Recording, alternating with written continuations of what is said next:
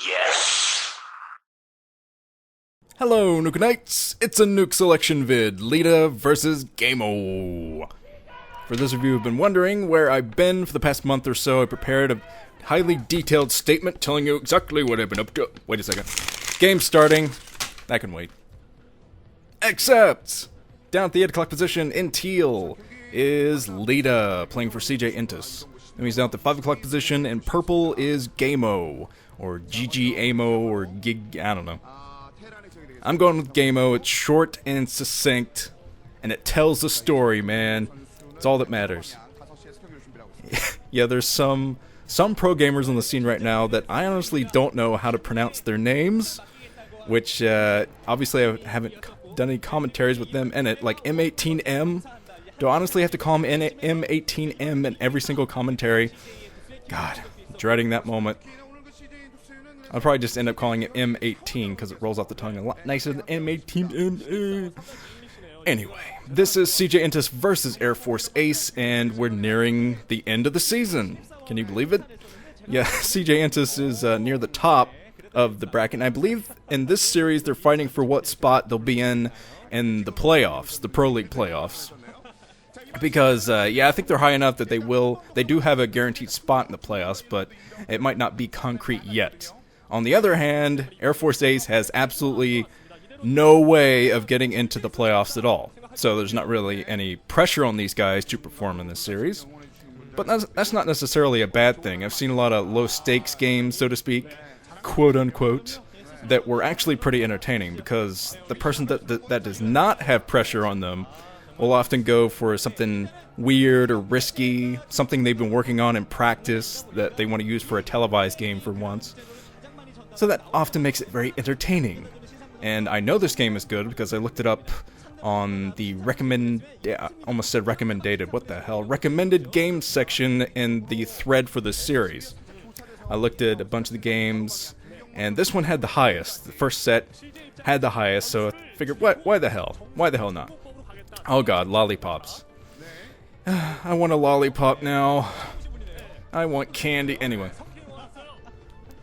Yeah, I've been trying to eat healthier, which means I'm craving candy more, because healthy food is gross and stupid.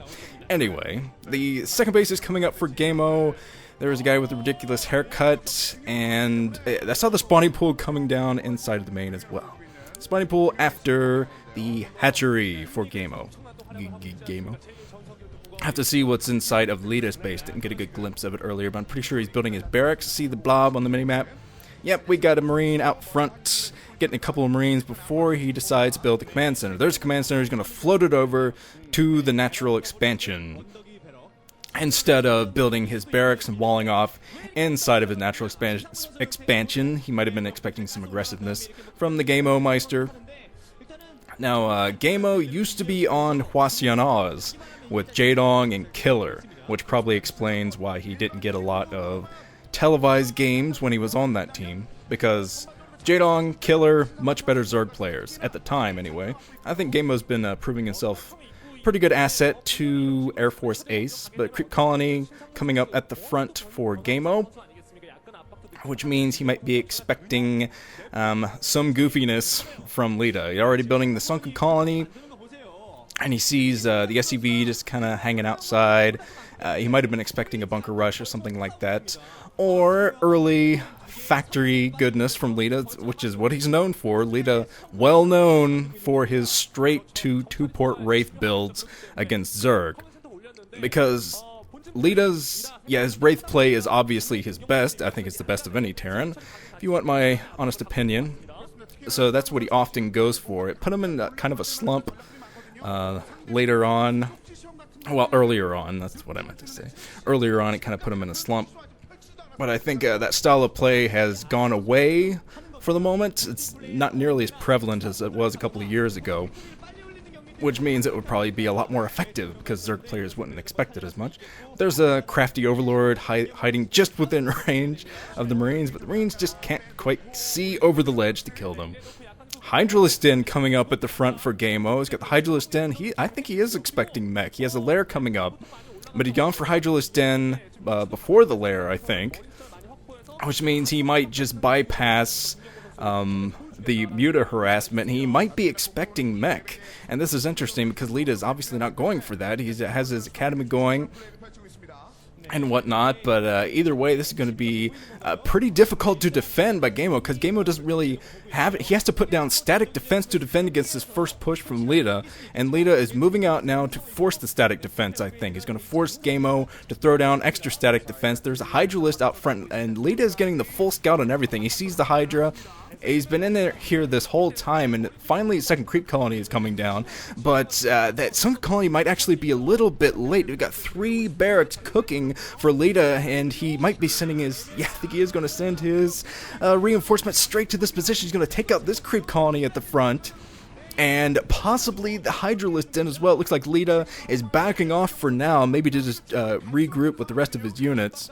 Now, it looks like he's doing a full retreat. His reinforcements are going back as well. I think he might have just been spooked by the amount of Zerglings that were out for Ggaemo. Since this is an interesting opening for Ggaemo, he is going to have lurkers soon, probably. It's hard to tell from this opening, but he does finally have that second creep colony ready to go, ready to morph into a sunken colony if Leta should try to push again, which it looks like he's going to. He has the 3 medics now and a bunch of marines. He's trying not to get jumped on by these Zerglings, since there is a nice Zergling. I think the Ggaemo is trying to prepare a Zergling run by, keeping tabs on these marines as well, running back and forth. But okay, finally into the factory for Leta. So Leta started out with the barracks, and I think he's fighting back the Zerglings in the middle of the map. The observers aren't really looking at it, but I think the Zerglings running back to the natural expansion, kind of splitting up there. And Leta's stem, he's got stem now, and a lot of reinforcement marines, and he might be able to break this front because we got the lurkers on the way, but they're not there yet, and Leta is close enough to that natural expansion to cause a lot of damage. There's a Zergling run by, trying the Zergling run by, but Ggaemo does not quite pull it off.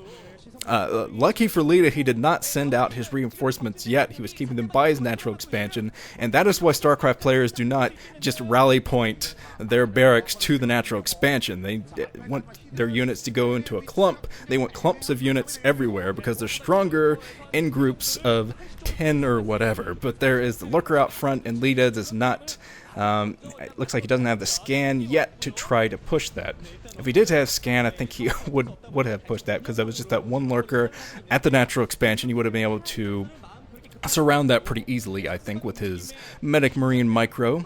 And now let's see if Ggaemo can get close enough to push Leta away. Leta sees the lurkers, but almost tried for an attack, I think. But thought it was a little bit risky, a little bit too risky of Leta to push against that many lurkers on the ground. But let's see what Leta is up to. It's hard to tell. He's stemming back and forth. He has a lot of reinforcements coming in, lots and lots of marines. So he might try to push this natural expansion any time now. But the Zergling's still running around in the middle of the map.